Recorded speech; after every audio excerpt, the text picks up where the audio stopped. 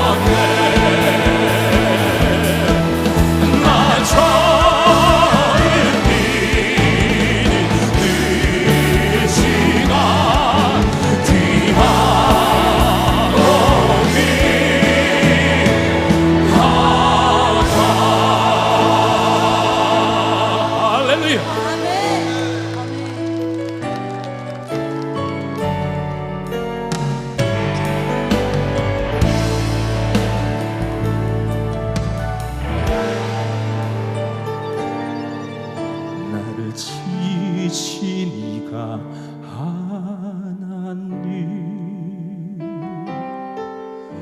나를 부르시니가 하나님, 나를 보내시니도 하나님, 나의 나 된 것은 다 하나님 은혜라. 나의 나 달려갈 길 다가도록 나의 마지막 걸음 다하도록 나로 그 십자가 품게 하시니 나의 나 된 것은 다 하나님 은혜라.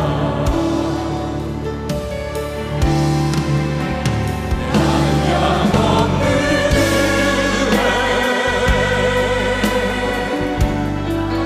갚을 길 없는 은혜 내 삶을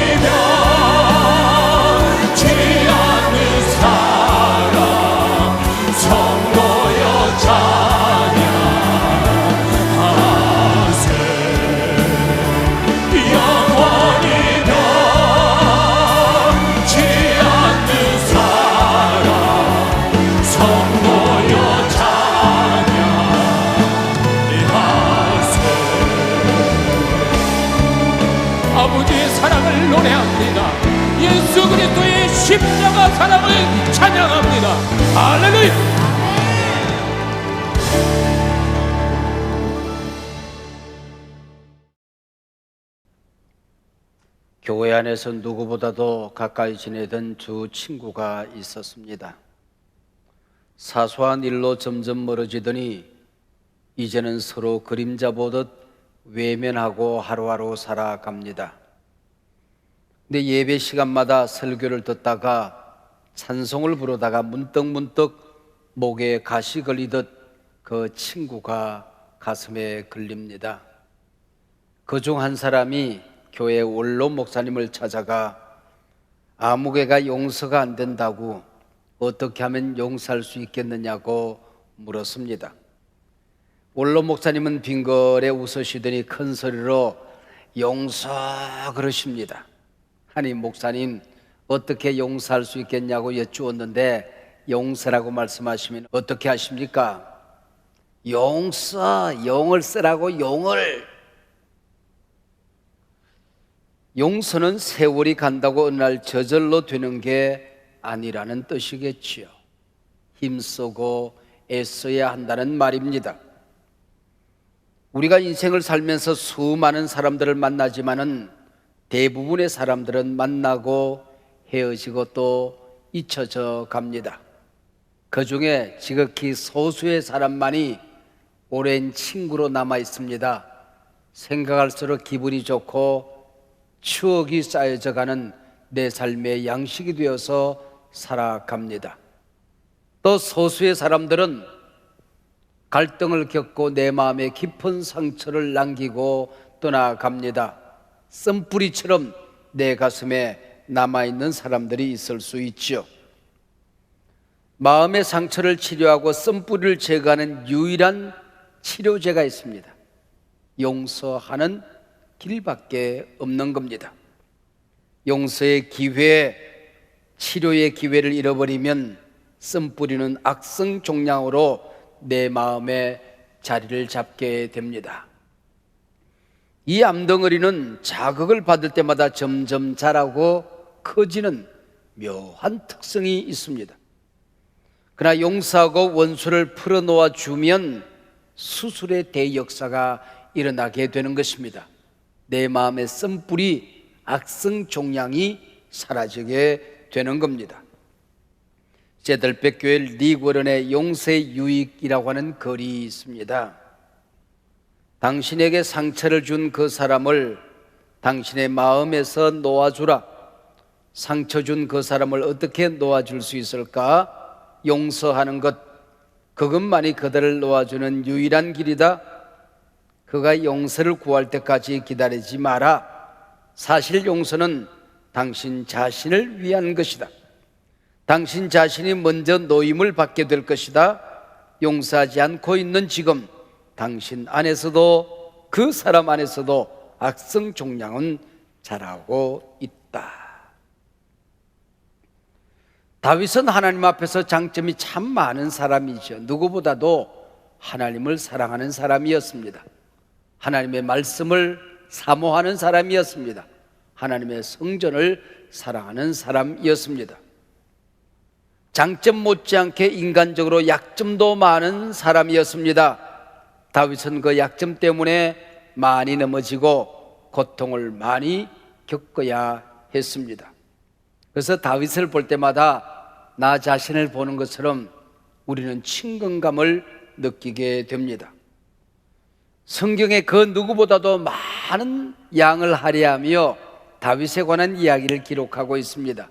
수많은 성경의 인물들이 등장하지만은 그 이름이 가장 많이 등장하는 인물이 다윗입니다. 왜 그랬을까요? 성경은, 우리 하나님은 다윗을 통하여 우리에게 하고 싶은 얘기가 많았다는 겁니다. 다윗의 죄를 생각할 때 우리는 제일 먼저 밧세바 간음 사건, 그 죄를 덮기 위해 부하 우리아를 격전지로 보내 죽게 한 일종의 살인 사건입니다. 그러나 이 사건은 오히려 회개의 기회가 되지요. 하나님을 만나게 되는 또 다른 계기가 됩니다. 나단 선지자의 책망을 듣고 뼈를 깎는, 베개를 적시고 이불을 적시는 눈물의 회개를 합니다.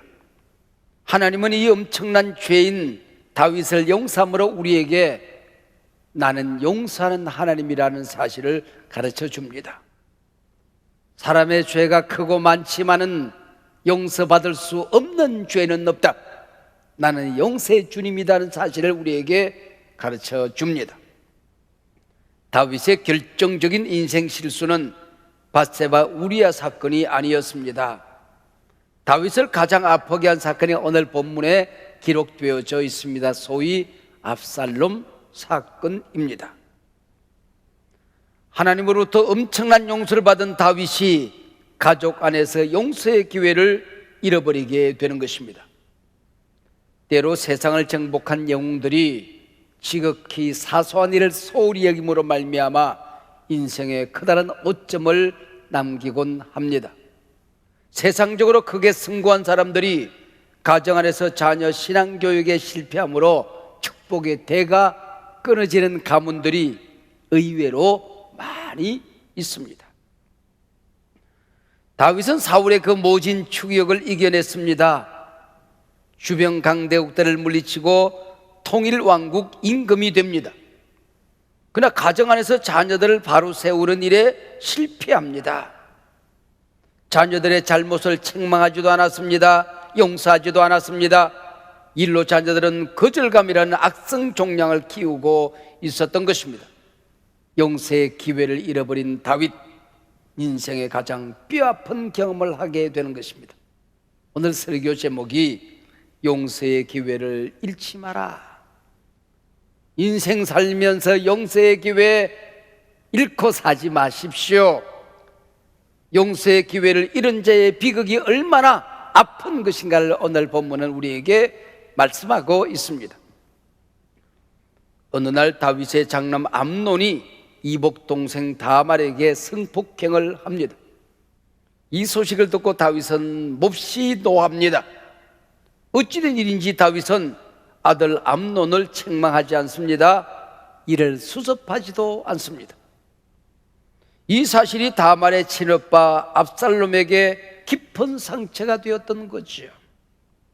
압살롬은 자신이 직접 응징하리라 기회를 엿보다가 형 암논을 살해합니다. 이 일로 압살롬은 도망자 신세가 되어서 어머니 고향 마을에 숨어 지내게 됩니다. 3년 전 세월이 흘렀을까요? 다윗이 아들 압살롬의 안부를 궁금해하는 틈을 타서 요압 장군은 압살롬을 궁궐로 데려옵니다. 다윗은 여기까지만 허락합니다. 그리고 그놈 얼굴 보기 싫다. 왕의 얼굴을 볼 수 없게 하라고 맹대합니다. 그게 사무엘하 14장 24절에 기록되어져 있습니다. 압살롬은 궁궐로 돌아오긴 했으나 무려 2년은 아버지에게 용서 한 번 구하지 못하고 그림자 취급을 받습니다. 자식을 용서하지 못하는 다윗에게도 아버지로부터 용서받지 못한 압살롬에게도 썸 뿌리는 악성 종양이 되어서 날로 커져만 가고 있었습니다. 언제나 인간은 자기만 상처를 받았다고 생각하는 데서부터 문제가 일어나게 되는 겁니다. 상대에게 물어보면 그 인간 꼴도 보기 싫다 깊은 상처를 드러냅니다. 한쪽이 일방적으로 잘못할 때도 있지요. 그러나 대개는 용서 앞에서 누가 더 잘못했는가 하는 것은 그리 중요하지 않습니다. 물론 남편이 잘못했지요. 그러나 그 원인을 제공한 사람은 아내이었던 걸.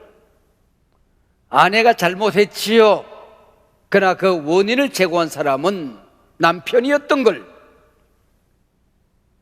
이때 미안해요, 용서해 주세요, 사랑해요 손을 내미는 사람이 큰 사람입니다. 그 사람이 은혜의 사람이요, 성령의 사람이요, 믿음의 사람인 걸. 인생의 반은 만나는 거래, 나머지 반은 헤어지는 거래라는 책에 보면은 저자가 중학교 시절 조그만한 경험 하나를 기록하고 있습니다. 중학교 때 반성문을 쓰는데 선생님 사랑합니다 하고 딱 한 줄 썼어요. 반성문을 받아던 선생님이 빙그레 웃으시더니 다음부터 잘해. 그리고 들어갔습니다. 그 어린 나이에 깨달은 게 있습니다. 사랑의 고백 앞에 누구나 약해지는구나 하는 것을 깨달았다는 겁니다. 아무리 큰 문제라도 가정 안에서, 교회 안에서, 친구들 사이에 미안해, 사랑해 한마디면 끝나는 것 아니었습니까? 이게 왜 이리 어려운 것입니까? 아들아, 딸아, 엄마가 미안하다, 엄마 잘못했어요, 사랑해요 한마디면 끝나지 않았습니까? 이게 왜 이렇게 어려운 것입니까? 인간은 이만큼 악한 존재라고 하는 것입니다. 가까울수록 용서의 고백, 화해의 손짓, 사랑의 고백을 잃어버리면 거절감의 상처는 암덩어리처럼 날로 커지게끔 되어 있는 겁니다. 다윗과 압살롬 두 사람 사이에 악성 종량이 자라고 있었습니다. 자신의 잘못은 생각도 하지 않고 아버지로부터 버림받았다고 느낀 압살롬은 반역을 꾀하게 되는 겁니다. 드디어 압살롬은 자신을 헤브론 왕으로 선포하고 반란을 일으켰습니다. 이번엔 다윗 왕이 압살롬의 군대를 피하여 궁궐에서 쫓겨납니다. 도망자 신세가 된 것은 아버지였습니다. 용서 구할 기회조차 얻지 못한 아들의 악성 종량이 국가 반란죄로 이어지게 된 것입니다. 용서의 기회를 잃어버린 아버지는 궁궐에서 쫓겨납니다. 두 악성 종량이 마침내 적군이 되어서 꽝 부딪히고 전쟁을 치르고 있는 것입니다. 동족 상잔이 아니라 부자 간의 상쟁, 그리고 가족 간의 상잔이 아니었습니까? 이 얼마나 커다란 비극입니까? 나비 효과라고 하는 게 있어요. 용서하지 못함이라고 하는 나비의 날개짓 한 번이 점차 저 커지고 커지더니 반란 전투라는 폭풍을 몰고 온 것입니다. 우리는 용서라는 문을 통해서 하나님의 자녀가 되었습니다. 기독교는 용서의 종교입니다. 기독교에서 용서를 빼고 나면 남는 게 없습니다. 십자가에서 용서를 빼고 나면 나무 토막만 남는 겁니다. 예수 믿고 우리가 참 경험하는 게 용서입니다. 내 인생이 이 땅에서 어느 날 끝나는 그날 용서라는 문을 통하여 우리는 하나님 나라에 들어가게 되는 것입니다. 이처럼 소중한 것이 용서인데 용서만큼 어려운 것도 없습니다. 하나님의 외아들 우리 주 예수 그리스도께서 십자가에 죽으신 다음에 내게 용서가 가능했던 것이죠. 그래서 내가 용서를 경험했다고 하는 건 기적입니다. 내가 누군가를 용서할 수 있다는 것도 기적입니다. 이 용서라는 개념은 인간에게 없는 개념입니다. 이에는 이빨로, 눈에는 눈깔로, 이게 인간이죠. 이게 하무라비 법의 모든 법의 기본 아닙니까? 용서는 하나님의 품성입니다. 용서는 성령의 선물입니다. 내가 누군가를 용서했다면 이미 우리는 하나님을 닮은 품성을 얻고 살아가는 것입니다. 나는 이미 성령의 사람이 된 것입니다. 우리가 이 땅을 살아가다가 이웃에게 오해를 당합니다. 사랑하는 사람에게 거절을 당합니다. 친구에게 비난거리가 됩니다. 냉대를 받습니다. 어떻게 용서가 가능할까요? 하나님께서 나를 어떻게 용서하셨는가, 그걸 기억하지 않고는 용서는 불가능한 것이죠. 내가 누군가를 용서하고 살아간다고 하는 것은 내가 이미 하나님의 자녀라는 증거입니다. 그러나 내가 미워하고 원한을 풀지 않고 산다면 이미 내가 사단의 영향 아래 살고 있다는 것입니다. 용서하지 않고 독을 품고 살 때 가장 큰 피해자는 나 자신입니다. 지금 나도 하나님으로부터 용서받지 못했다는 증거이기 때문입니다. 지금 당신이 누군가를 용서하지 않고 산다면 틀림없이 상대도 당신을 용서하지 않고 있는 겁니다. 오늘 가서 물어보세요. 나는 당신을 용서하지 못하고 미워하고 사는데 당신은 나를 용서하고 나를 사랑하고 사시오? 천만의 말씀, 7천만의 말씀입니다. 악성 종량이 더 자라기 전, 기회가 지나가기 전 용서하십시오. 상대가 어떤 마음을 가지고 살아가느냐는 것은 중요하지 않습니다. 상대가 어떤 태도를 가지고 나를 대하느냐도 중요하지 않습니다. 나는 용서하는 겁니다. 특별히 가족 안에서 가까운 교우들 안에서 가까이 지내던 사람 가운데서 말입니다. 같은 아버지 밑에서 태어난 형을 죽인 압살롬의 죄가 어찌 작다고 할 수가 있겠습니까? 근데 압살롬은 자신을 용서하지 않은 아버지에 대한 원망을 쌓아갑니다. 거절감이 태산이 되어버렸습니다. 이제는 아버지까지 죽이고 나라를 차지하겠다고 반란을 일으켰습니다. 이 비극적인 상황 앞에서 성경에 대해 반전이 일어나게 되는 것입니다. 이 엄청난 비극 앞에서 다윗은 이 싸움에서 누가 이기느냐가 중요하지 않았습니다. 인생의 가장 뼈아픈 비극 앞에서 자신의 허물과 잘못이 보이기 시작하는 것입니다. 다윗은 반역자 압살롬을 향하여 괘씸한 놈, 내가 절대로 용서하지 않으리라. 압살롬을 만나는 즉시 죽여도 좋다라고 명령할 수 있는 상황이죠. 그러나 사무엘의 18장 5절을 보면 자신의 장수들에게 나를 위하여 그 아이 얼굴을 볼 때 나를 보듯이 그 얘기입니다. 젊은 압살롬을 너그러이 대우하라. 철이 없어 그렇다. 어린 압살롬을 따뜻하게 대하라. 명합니다. 극한의 비극적 상황 앞에서 용서가 시작되는 것입니다. 이게 복음입니다. 이게 성령의 역사라고 하는 것이죠. 이게 은혜의 역사가 아니고 또 무엇이겠습니까?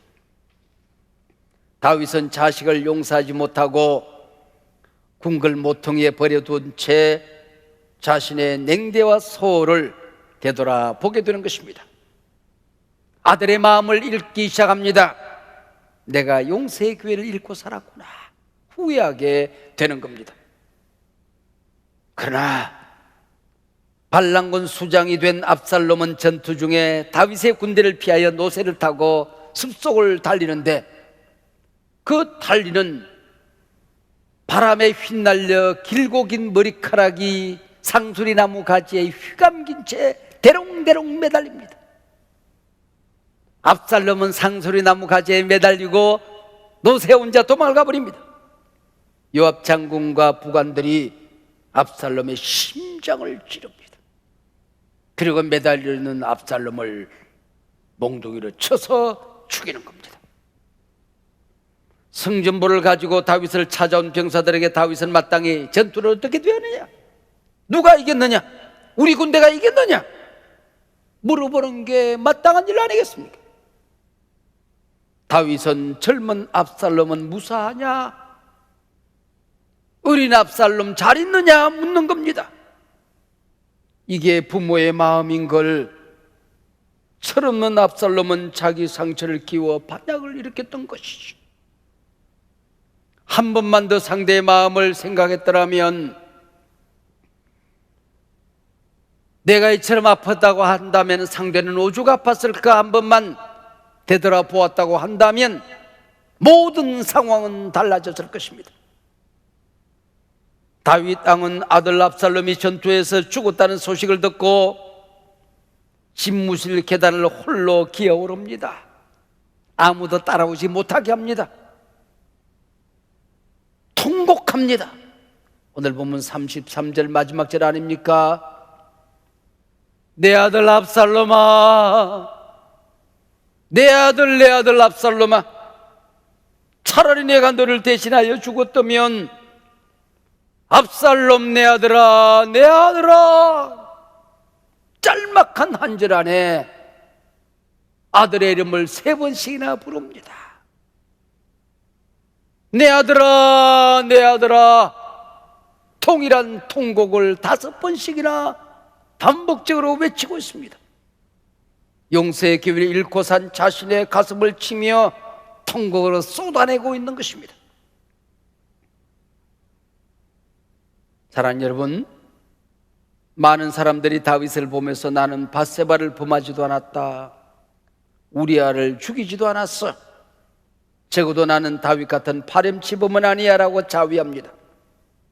그러나 우리의 또한 잘못이 다른 데 있는 걸, 사실 다윗이 압살롬에게 매질 한 번 하지 않았습니다. 독한 말 하지 않았습니다. 가슴에서 이미 아들을 버린 겁니다. 궁궐 모퉁이에 처박아 두고 냉대한 것입니다. 이게 지울 수 없는 상처가 된 것이지요. 우리에게도 압살롬이 있지 않겠습니까? 내게도, 여러분에게도 압살롬이 있지 않겠습니까? 내 마음에서 이미 버린 사람, 그리고 그림자로 남겨둔 사람, 생각할 때마다 암덩어리가 커지는 사람, 용서하지 않고 살아가는 사람이 있지 않겠습니까?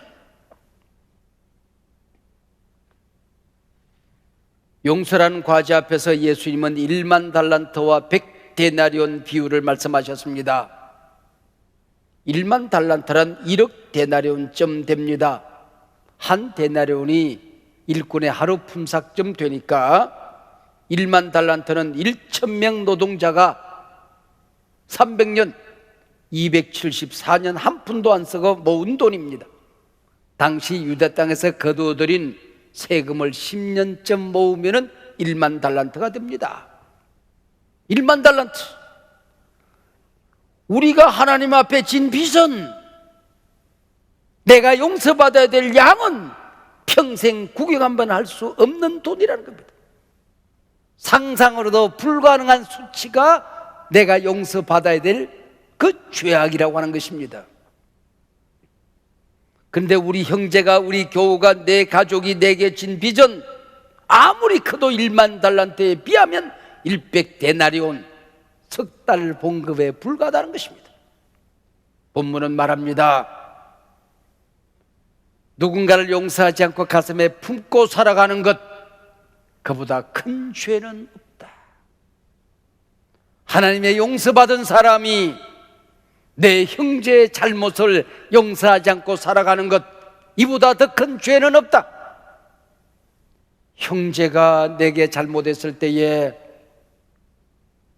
내가 몇 번이나 용서할까요? 70번씩 7번이라도 용서해라. 하나님이 끝도 한도 없이 나를 용서했듯이 용서가 안 되지만, 생각할수록 분하지만, 못되기 짝이 없지만은 그래도 네가 하나님의 사람이라면 용서해야 한다. 그래야 악성 종양이 수술되어진다. 은혜의 문이 열려진다. 축복의 통로가 열려진다. 성경은 우리에게 말씀하고 있습니다. 영적으로 정신적으로 건강한 사람들의 품성이 있습니다. I am okay, you are okay 하는 겁니다. 내게 정당한 이유가 있었습니다. 말할 수 없는 이유가 있었습니다. 그걸 아는 사람은 나 혼자밖에 없습니다. 그래서 나 자신은 용서했습니다. 그렇다고 한다면 그 사람에게도 그 나름의 정당성이 있는 겁니다. 내가 이해할 수 없지만 이유가 있었던 겁니다. You are not okay, I am not okay. 그가 내게 잘못을 저질렀고 내게 깊은 상처를 주었다면 나도 그 사람에게 잘못을 했을 거야. 못지않은 상처를 주었을 거야. 이게 건강한 인격이라고 하는 것이죠. 내 영적으로 정신적으로 병든 사람들은 I'm okay, you are not okay. 나는 항상 옳고 너는 항상 틀렸어. 지금도 내 생각, 내 판단, 내가 말하는 것은 적어도 정당해 옳아. 그러나 너는 항상 틀렸어. 이게 병든 인격이라는 겁니다. 이런 사람은 남을 용서하는 데 인색합니다. 대개 하나님 앞에서 자신의 죄와 약점에 자유스럽지 못한 사람이 자신도 용서하지 못하고 다른 사람도 용서하지 못한다고 하는 것입니다. 용서는 용을 써도 참 힘이 든 겁니다. 그러나 기회 지나기 전에, 파멸 오기 전에 용서라는 것이 성경의 교훈입니다. 기회 지나가기 전에 용서하지 않고 묻어두고 살아가면 언젠가 그 사람 내 곁에 떠나갑니다. 그 사람 남겨두고 내가 먼저 떠나갈 수 있는 것이죠. 그 기회가 사라지기 전에 용서를 사라 하는 것입니다. 다윗의 아들 압살롬도 자신처럼 연약한 인간임을 인정하고 받아 주었어야 옳았습니다. 돌아온 탕자를 무조건 받아준 아버지처럼, 자식의 신분을 회복시켜준 아버지처럼 무조건 받아주고 왕자의 신분을 회복시켜야 옳았습니다. 다윗은 하나님께서 자신의 죄를 어떻게 용서했는가를 생각했더라면 아들을 용서할 수 있었을 것을. 사랑하는 여러분, 오늘이 내 인생의 마지막 날이라고 한다면 내 인생의 가장 뼈아픈 후회는 무엇일까요? 틀림없이 용서의 기회를 잃어버리고 살아온 세월일 것입니다. 이 땅에서 내가 받은 선물이 많고 많지만 가장 큰 선물은 용서라는 선물입니다. 내가 이 땅에서 다른 사람에게 줄 수 있는 선물이 있다고 한다면 용서입니다. 하나님으로부터 그걸 받아서 내 이웃들에게 나눠줄 수 있는 선물, 그게 용서라고 하는 것이죠. 어떻게 용서의 승리자가 될 수 있을까요? 용서의 절임 우리 예수님을 바라보는 것입니다. 믿음의 주요 온전케 하시는 인 예수를 바라보라. 그 눈으로 나처럼 연약한 그 사람을 바라보는 것입니다. 오늘 성령이 가르쳐준 압살롬을 바라보는 것입니다. 용서받은 예수님의 눈으로, 하나님 사랑의 눈으로 그 사람을 바라보는 것입니다. 그리고 성령이 깨우쳐준 그 사람 어떻게 하면 좋습니까? 안 됩니다. 용서가 안 됩니다. 오늘 본문은 우리에게 말씀합니다. 하나님은 이 시간 우리에게 말씀합니다. 용서의 기회 잃지 마라. 용서의 기회 잃고 살지 마라.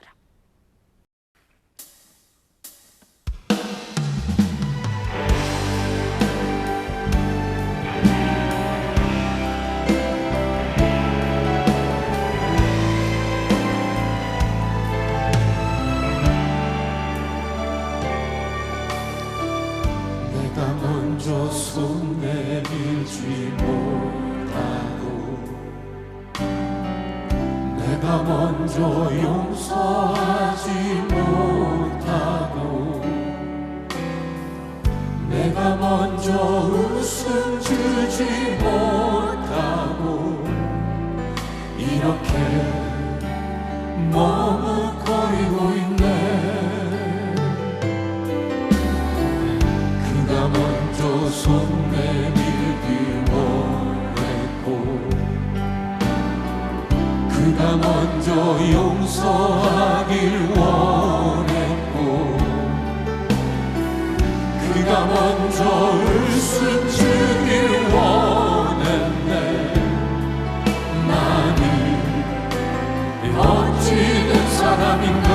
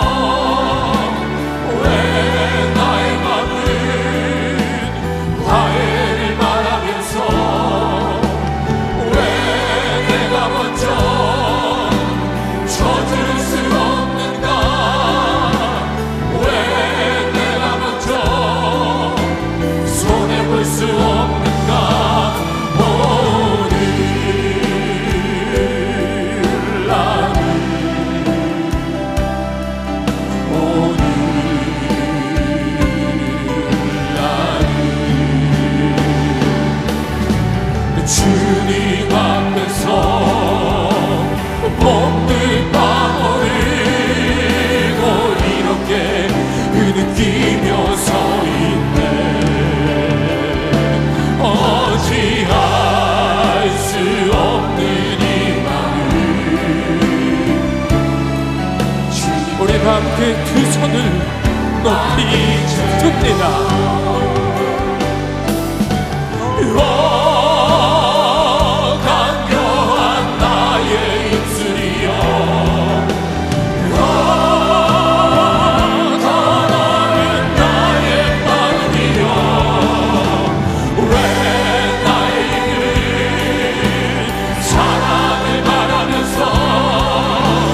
왜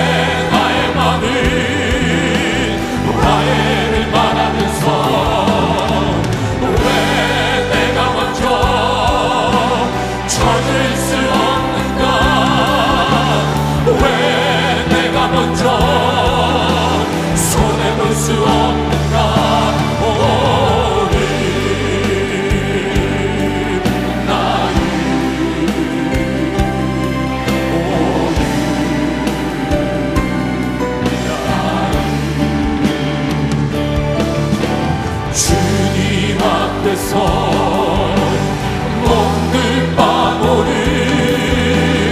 이렇게 흐느끼며 서 있네.